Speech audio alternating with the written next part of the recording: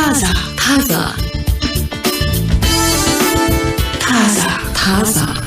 እንደምናላችሁ ታዛ ፕሮግራም ጀመረ። ከናንተ ጋር አለን ትግስ በጋሻውና ጸገነት ላቀ ወሬዎችን መርጠን ስቱዲዮ ተገኝተናል። ያው በአክብሮት እንጋብዛለን ከኛ ጋር ቆይታ እንዲያደርጉ አድማጮቻችን መንገድ ላይ ያሽከረከሩ ቤታቸው ሆነው በተለያዩ ቢዝነስ ተቋማት ሱቆች ውስጥ በጣም ጠቃሚ መረጃዎችን ከኛ ታገኛላችሁ። የኛ ደግሞ ሁልጊዜም አድማጮች አሉ ያው ታዛን የሚሰሙ ሁልጊዜም ከኛ ጋር ስለሆኑ እናመሰግናለን። ያው በደንበኝነታችን እንዘልቃለን እንቀጥልና ምን እንላለን። አንዳንዴ አይገርምሽም በድግግሞሽ አንቺ ያልሻቸው እንደ አቋም የገለጽሻቸው ነገሮች ሌሎች ሰዎች ጋር የሆነ ትርጉም ኖሯቸው ሲኖሩት ታያለሽ። ባይኖሩት እንኳን በዚህ ጊዜ እንዲህ ተብሏል ተብሎ ይነገርሻልና አንዱ የሚዲያ ኢምፓክት እሱ ነው።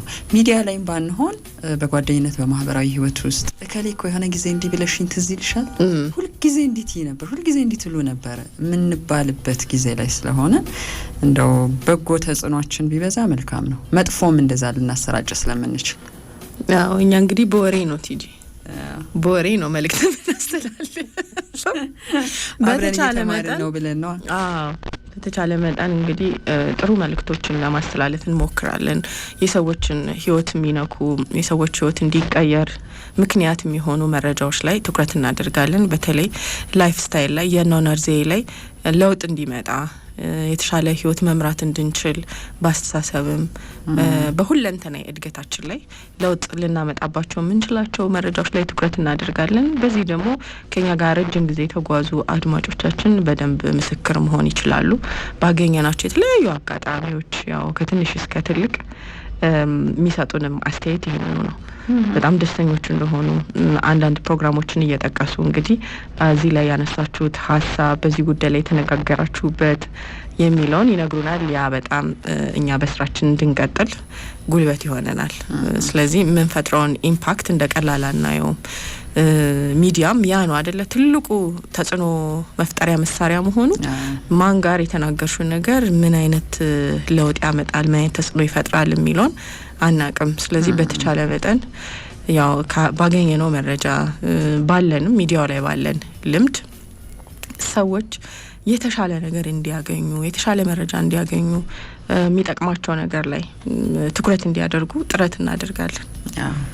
የኛ ህይወት ነው እየተወራ ያለው የሚሉ ብዙ ሰዎች አሉ። የሆኑ ሰዎች ታሪኮችን የኔ ጉዳይ ነው ብለው ደግሞ የሚጋሩ ሰዎች አሉ። አሁን ሶሻል ሚዲያው ከመጣ በኋላ ራሱ ማያቸው ነገሮች መልካም ነገር ያሉ ሰዎች የኔን ነገር ነው የተናገርክልኝ ይባላሉ። ብቻዬን አይደለም ትላንትም ስናወራው እንደነበረው ሚል አይነት መንፈስ ትፈጥሪያለሽ። በተቃራኒው አሁን ሳናቀው ይሄ ለሰለሰ አይነት ማንነት ኖሮን ደግሞ የምናሰራጫቸው ነገሮች አሉ። እንደውም ትላንትና አንድ ሳይው የነበረው መረጃ በአጋጣሚ ተንኮል ያዘለ ልግስና ውስጥ ተሰማርተናል። በዚህ ዘመን ሳናስበው ተንኮል ያዘለ የሚባለው ይሄ ማኒፑሌቲቭ ጄነሮሲቲ ይሉታል። አንዳንድ ጊዜ ደግነት ያወራሽ ይመስልሻል እንበልና ዳይ ተነሺ ሻንጣሽን ይዘሽ ውጪ ምን ትሰሪያለሽ እየተበደልሽ ነው አይደለ እዚህ ቤት ውስጥ አይበቃም እንዴ የዛሬው እስከዛሬው እኔ ነግርሻለሁ እህቴ ስሚኝ እመኚኝ ያልኩት ነገር ልክ ነው የሚሆነው የሚሉ መልእክቶች እንደወረደ የሆነች ሴትዮ ገራገር ልብ ያላት የህይወት ግንዛቤዋ እስከዚህ የሆነች ሴት ካለች እኔ ነው እያዘዘችኝ ያለችው ብላ ከሰዓት ልትወጣ ትችላለች ከቤት። የራሷን ኮንቴክስት ግን የምታውቀው እሷ ናት። ነገርን መመዘን የምትችልበትን መንገድ የምታውቀው እሷ ናት። ሌሎችም ነገሮች ላይ ጤና ላይ ስነ ልቦና ላይ ይሄ ማህበራዊ ህይወታችን ላይ የገንዘብ ነክ ጉዳዮች ላይ ወደኛ መመለስ ምንችልበት አቅም ያስፈልጋል። ስማ በጣም አስደንጋጭ ነው። ሰው ሁሉ ያለው አረዳድ የተለያየ መሆኑን ስታቂ አንቺ እንዴት ነው ሚዛናዊ የሆነ መረጃ ለመስጠት የምትሞክሪው? ምክንያቱም በደንብ በቀላሉ ነገሮችን የሚረዳ ሰው አለ እንዳለው ተጋላጭነት እንዳለው እውቀት ንባብ አመጣጥ አንቺ የተናገርሽውን ነገር ተረርቶ እንዲህ ለማለት ፈልጋ ነው የሚላል። አንዳንድ የምንለቃቸው መረጃዎች ደግሞ እንደወረደ ተቀብለው በጣም አደገኛ ውሳኔ ህይወታቸው ላይ የሚወስኑ ሰዎች ይኖራሉ። ያ ነው በጣም አስቸጋሩ ነገር። ይሄ ሚዲያ ተጠቅመሽ በማንኛውም ሶሻል ሚዲያም በዩ ሜንስትሪም ሚዲያ ላይ ስትናገሪ የምታጠፊያቸው ጥፋቶች ሊኖሩ ይችላሉ። በቃ ማን አንቺ የተናገርሽውን ነገር እንዴት ተረጎመው የሚለው ነገር በጣም ከባድ ነው። ይሄ ደግሞ ለምሳሌ አንዳንድ ሶሻል ሚዲያ ላይ ከስር ያሉ ከሆነ መልእክት ስር ያሉ አስተያየቶችን ስታይ ሰውየው ያለው ሌላ ነው ሰው የተረዳው ሌላ ተጠምዝዟል። ያስደነግጣል አይደል? እንዴት እንደዚህ ይረዱታል? እንዲህ እኮ ነው ለመባል የፈለገው የሚለውን ነገር ታስተውያለሽ። ስለዚህ በቃ በአግባቡ ኮሚኒኬት አልተደረገም ማለት ነው ወይም ሀሳቡ ወይስ ደግሞ የሰው መረዳት በዚህ ደረጃ ነው የሚፈልገውን ነገር ብቻ ነው ከራሱ ነገር ተነስቶ ነው ለመረዳት እየሞከረ ያለው የሚለውን ያሳያል። ስለዚህ ማህበረሰባችን በጣም እንዲያውም ይሄ አስተሳሰብ ላይ አመለካከት ላይ ግንዛቤው መጨመር አለበት። ነገሮችን የሚረዳበት መንገድ አተያዩ ሰፋ ማለት አለበት። አንድ ነገር ወይም አንቺ ካለሽ ኤክስፒሪየንስ ብቻ ተነስተሽ የሆነ ነገርን መተርጎም ማለት አደገኛ ነው። ሰፋ ያለ ክፍት የሆነ አይምሮ ያስፈልጋል።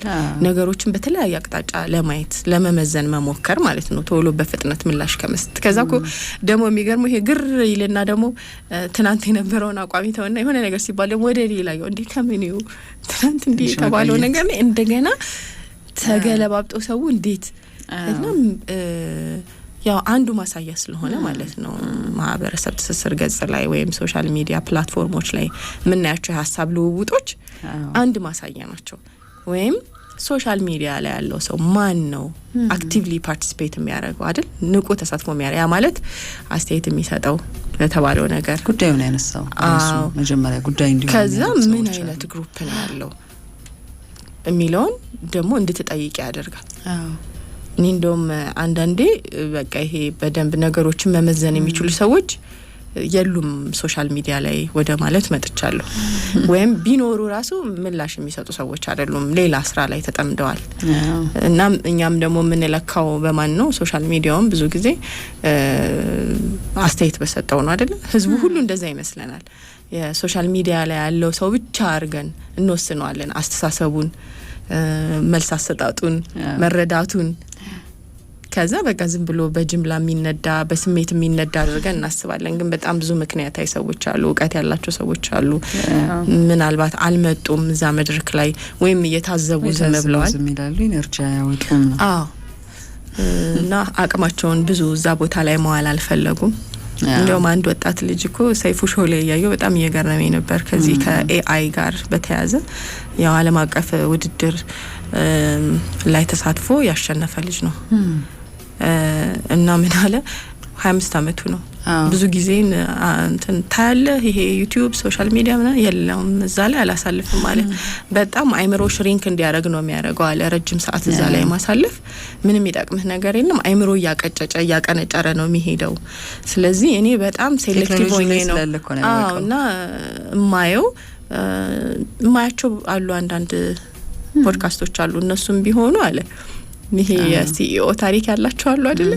ሰዎች እንዴት ከሆነ ነገር ተነስተው ቢዝነሳቸውን ምን ላይ አድርሰው ስኬታማ ሆኑ የሚለውን ጉዞ ነው ማወቅ የሚፈልገው መድረሻ ስላለው ማለት ነው። ስለዚህ አንዳንዴ የምንመርጣቸው ነገሮች ከኛ ህይወት ጋራ ምን ግንኙነት አላቸው ምን ይጨምሩልናል ካላልን በስተቀር ድብልቅልቅ ያለ ነገር ውስጥ ገብተን ምንም ነገር አንይዝም። አይምሮአችንም እድገቱ እየተወሰነ ይሄ ያለው ነገር በቃ የአይምሮ እድገታችንን እያጓተተው ነው የሚሄደው። በቃ ይሄ የተተራመሰው ነገር ስለዚህ ብዙ ጊዜ አላጠፋው ማለት እንግዲህ በ25 አመቱ ብዙም ያጓጓ ነገር አለ አይደል? ብዙ ኮምፒቲሽን አለ። ግን የሱን ጊዜ ምንድነው የወሰደው ብለሽ ስታይ በቃ ያው ስራ ላይ ነው፣ ፈጠራ ላይ ነው። ምን አይነት ፕሮጀክቶችን ሰርቼ እንዴት ማሸነፍ እችላለሁ የሚለው ላይ ትኩረት አድርጎ ነው የሚሰራው። እነኚህ ልጆች የተሰባሰቡበት አንድ የስልጠና ቦታ ላይ በድግግሞሽ አግኝቻቸው ነበር ግራጁዌት ያደረጉና እና አሁን ቀድም ያለው ይሄ የሚመስለን ወጣቱ በአጠቃላይ ጥቃቅን ሀሳቦችና ይሄ ቪዲዮ እየቀረጹ ማየት ሾርት ቪዲዮ ላይ አፍጥጦ ማዋል በስልክ የተቆራኘ ህይወት ይመስለናል።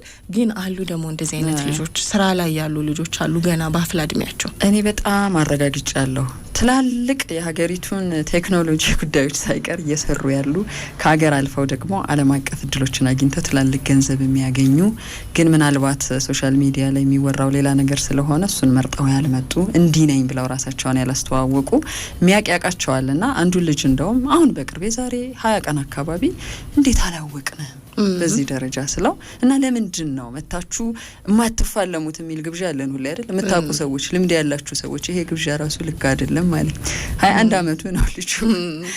ለምን ስለው ተረጋግተው ነው ያወራኝ። አንድ የሽልማት ፕሮግራም ላይ አግኝቼው ነው ስራ እየሰራን እኮ ነው አለ። ጊዜያችንን አጣበን ነው ከሀገር ዓለም አቀፍ ለሆኑ የቴክኖሎጂ ካምፓኒዎችም እና መስራቴ ነው የሚቀጥለው ወይም በተግባር ነገሮችን መለወጤ ነው የሚቀጥለው እንጂ የሰራሁትን ነገር ሰው የቅሚል ጩኸት ላይ አልመጣም ነው አልፈልገውም ነው ያለውና የ21 አመት ልጅ እንዴት እንዲሆነ ከስር ጀምሮ ተኮትኩቶ ነው። ከዛ በነገረኝ መረጃ መሰረት 9-10 አመት ጀምሮ ነው በደንብ የሰለጠነው የቴክኖሎጂዎቹን ጉዳዮች ዓለም አቀፍ ማንነትን። ከዛ ከዚህ ቀደም አላወራሁሽም በጣም ብዙ ልጆች ያሉበት ቦታ ላይ ተገኝቼ ኢትዮጵያ ውስጥ እነዚህ አይነት ወጣት ልጆች አሉ ካፍላ እድሜ ይሄ እስከ ትላንት እናወራለት የነበረው እድሜ እስከ 20ዎቹ መጀመሪያ ድረስ ገንዘብ እየሰሩ ነው፣ እውቀትን በእውቀት ላይ እየደረቡ ነው። የሀገር ሳይሆን ዓለም አቀፍ ውድድር ውስጥ ናቸው እና ደግሞ ያዩታል ለውጡ እያዩ ነው። እኛ ያለነው ግን ሌላኛው ጽንፍ ላይ ነው ያለነው። በቃ ገንዘብ ይሰራል ዓለም እንዴት ነው እየተቀየረች ያለችው የሚለውን ነገር በደንብ እየተረዱ ከዛ ጋር አብሮ ለመሄድ እየሞከሩ እየጣሩ ያሉ ልጆች አሉና ያ በጣም አንድ ተስፋ ነው እና ወጣቶችንም የሚያነቃቃ ታሪክ መሆን አለበት። እና የሚያሳዝነው ነገር ግን ሁሌም ይመስለን የሀገራችንም ገጽታም ይሁን የትውልዱ ገጽታ ሶሻል ሚዲያ ላይ ያለው ይመስለናል። ሶሻል ሚዲያ ላይ በቃ በንቃት የሚሳተፉና ሁሌ አጀንዳ የሚሆኑ ምናቃቸው ፐርሰናሊቲዎች አሉ አይደል?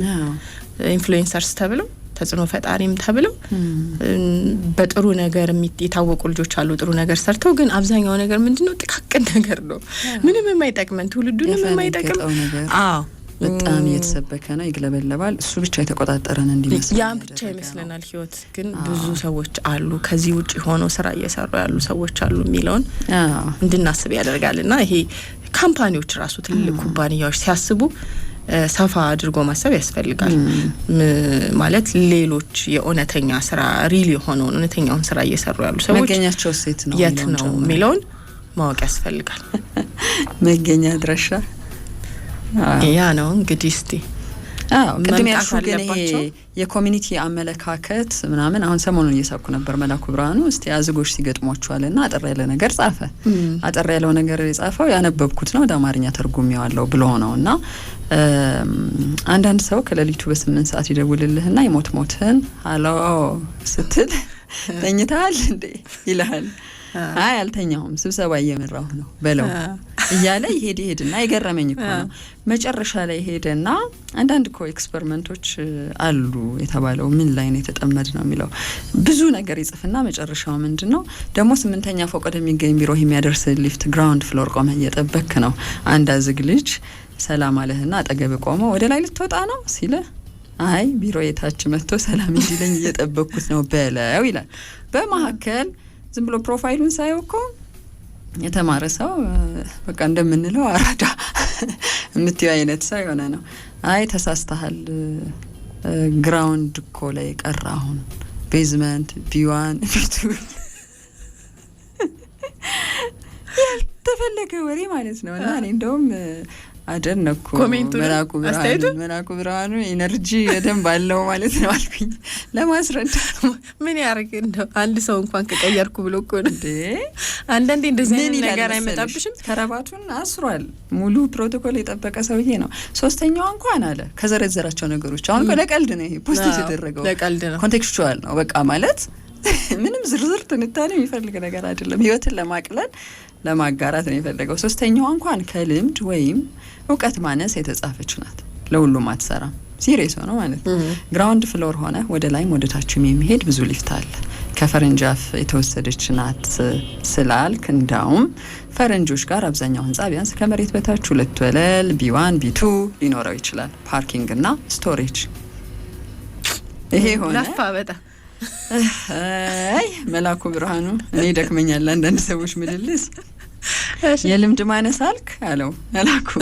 በቃ ፈታ ብለህ ማንበብ አትችልም ማለት ነው። ዶንት ቴክ ቲንግስ ቬሪ ሲሪየስሊ ይላል ፈረንጅ። ይህም ከልምድ ማነስ እንዳይሆን ብቻ ሁሉን ነገር መቼም ኮስተር አድርገሽ አይሆንም። በቃ ለቀልድ ብሎ ነው ያጋራው። አንዳንዴ የሚከተሉ ግን ያንኑ ጥያቄ ደግሞ ልክ ነው መልሺ ይሉሻል ማለት ነው። እኔ በጣም እኮ አስገራሚ ነው ነገር አለ ሶሻል ሚዲያ አይደል ሆደ ሰፊ መሆን አለብሽ የተሻለ እውቀት ያለውን ሰው ብዙ ልምድ ያካበተውን ሰው ለመዘርጠጥም ይሞክሩ ሰዎች አሉ ምንም ነገር ያልሰሩ ማለት ነው ቀናት እኮ ነው እንደሚያደርግ ብለው ሰዎች በቀናነት ያጋራውን ሀሳብ አንድ ሰው ይጠቅማል በቃ ይሄ ለለውጥ የሚጠቅመን እንደዚህ አይነት ሀሳብ ነው ብሎ የተናገረውን ነገር እንዲህ እኮ ስለሆንክ ነው አንተ ድሮም እኮ እንደዚህ ነው ገደል ይገባል ማለት ነው ያ ሰውዬ በግልጽ ያካበተው ልምድ በስራም በእውቀትም በተለያዩ መንገዶች ያካበተው ነው እውቀት ገደል ምን ማድረግ ትችላለሽ ዝም ብሎ ከማለፍ ውጪ በዚህ መንገድ አላየት ነበር ይሄ ምይታ ሊወጣው ይችላል ይሄ ጉዳይ ብሎ ማለፍ ባቲ ራሱ ልታልፍ ይጸጥበት ምንም ባቲ ያው ምንድነው አሁን ይሄ ያለንበትን ያስተሳሰብ ደረጃና ነገሮችን ሰፋ አድርገን ለማየት ምን ሞክርበትን መንገድ ደሞ ይሄ ለምንድነው አይመራችን የተሰጠው አይደል ምን ነገር ነው እናተኩረው መቼም ሰው ካነበበ የተሻሉ ተሞክሮችን ለመስማት ክፍት ከሆነ ቀና አመለካከትና ነገሮችን በቀናነት ተቀብሎ እስቲ በዚህ መንገድ ብሎ በዛ መንገድ ብሎ ለማየት ይሞክራል እንጂ አንድ ነገር ላይ ብቻ ችክ አይል ግን የሚመስለኝ ያው እንትን ነው በቃ የሆነ ነገር ላይ የተባለው አይምሮአችንን ሽሪንክ የሚያደርግ ነገር ላይ ተጠደናል ይሄ ሰፋ እንዳድግ በሚያደርግ ነገር ላይ ነው የተያዝ ነው ይሄ ምንም ብዙዎቻችንን ሊጠቀም አይችልም ያው የሚዲያ ስራ አንዱ ይሄ ነው አይደለ ሰዎች ያመለካከት ለውጥ የሚያመጡባቸው ፕሮግራሞች ላይ ህይወታቸውን አስተሳሰባቸውን እንዲቀይሩ ማገዝ ነው መድረክ መሆን ነው ስለዚህ ሚዲያዎች በጣም ሐሳብ ላይ መስራት አለባቸው ብያስባለሁ ይሄ ምንም ሰው እኮ እዚህ ላይ ነው ያለው ይባላል አይደል ሶሻል ሚዲያ ላይ ነው እኮ ውሸት እኮ ነው አይደለም ከዛ ውጪ የሆኑ ሰዎች እንዳሉ ማሰብ ያስፈልጋል ሁሉ ጊዜም መስራት ያስፈልጋል የተሻለ ነገር ላይ ትኩረት ማድረግ ያስፈልጋል እንዲያውም አንዲት ወጣቶቹ እኮ በጣም የሚያስገርሙ ልጆች አሉ ሶሻል ሚዲያ ላይ የሚያሉ ማለት ነው እና ስትናገር የሰማዋት ይሄ ምንወደውን ምናቀውን የራሳችን የሆነውን ነገር ይዘን መምጣት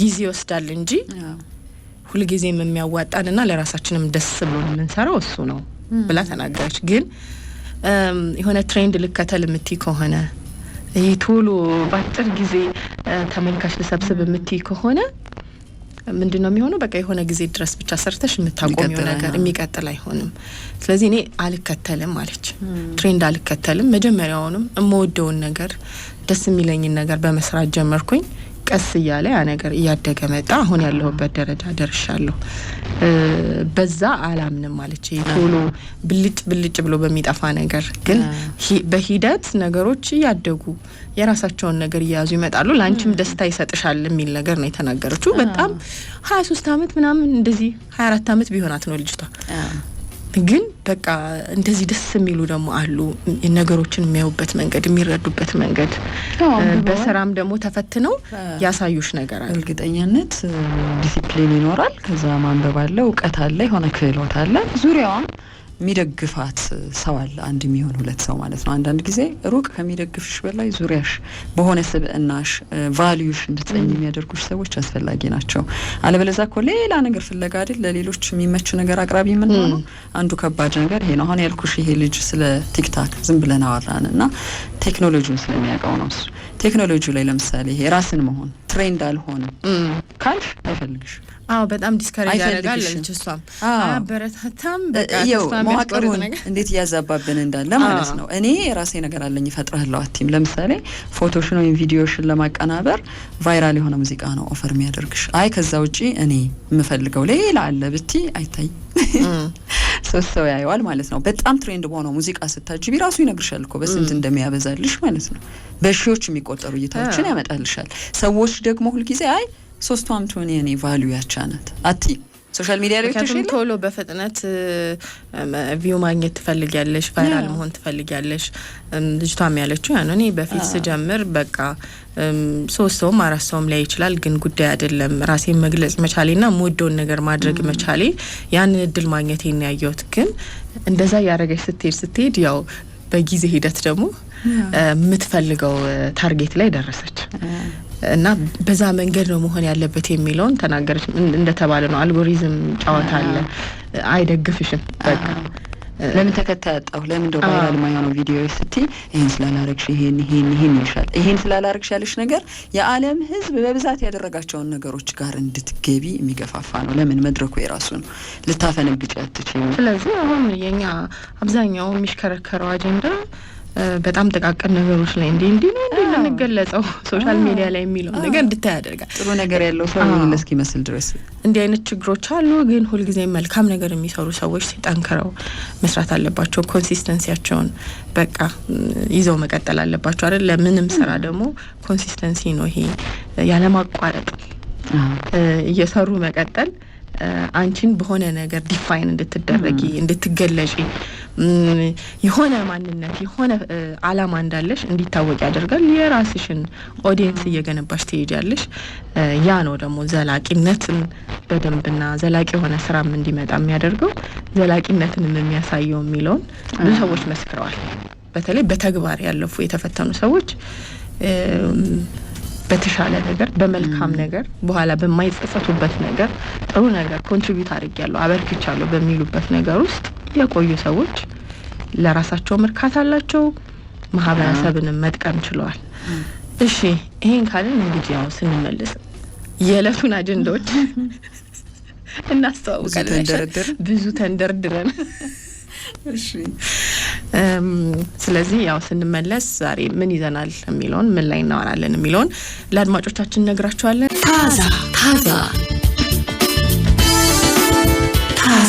ታዛ